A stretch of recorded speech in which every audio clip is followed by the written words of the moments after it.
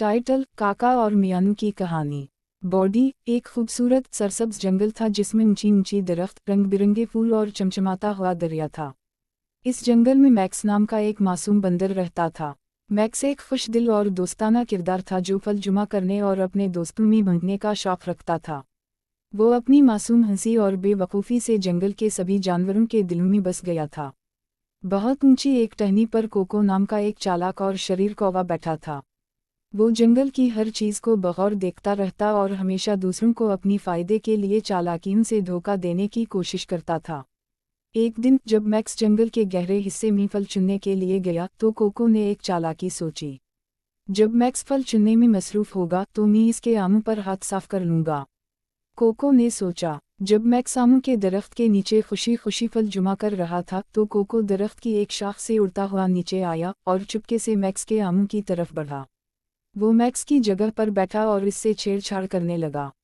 अरे मैक्स, क्या तुम जानते हो कि जंगल के दूसरी तरफ एक जादुई फलों का दरख्त है?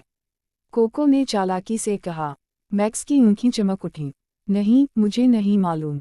वहां तक ले चलो। जब मैक्स अनजान था कोको ने फौरन इसके आम चुराए और उड़कर दूर चला गया। मैक्स ने जब देखा कि इसके आम गायब हैं तो वो परेशान हुआ। जंगल के दूसरे जानवरों ने ये सब कुछ देखा और मैक्स की मदद करने का फैसला किया।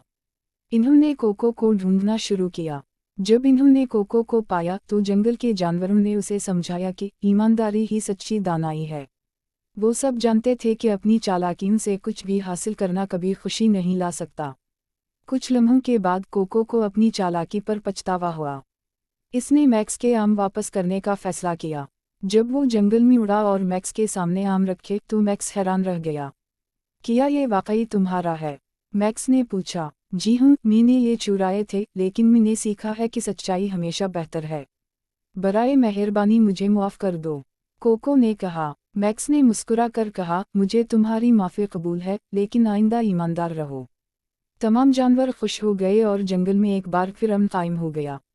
अब मैक्स और कोको बेहतरीन दोस्त बन गए थे और जंगल में सबसे खुशियों भरी बातें होने लगीं। जंगल में हर कोई जानता था कि ईमानदारी और दोस्ती हमेशा खुशी लाती है।